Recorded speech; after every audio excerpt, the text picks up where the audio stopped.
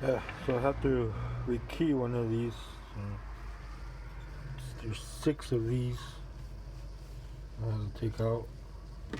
I just use the little Allen wrench that comes with the quick set levers that use this.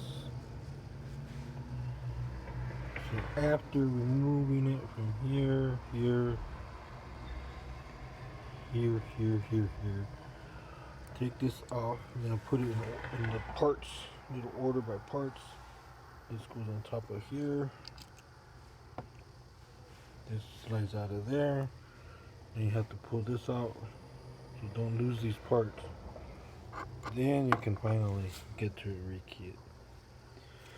Okay, I got 2 of these to do. So lucky I already had my coffee this morning. So, alright, hope you guys have a good day.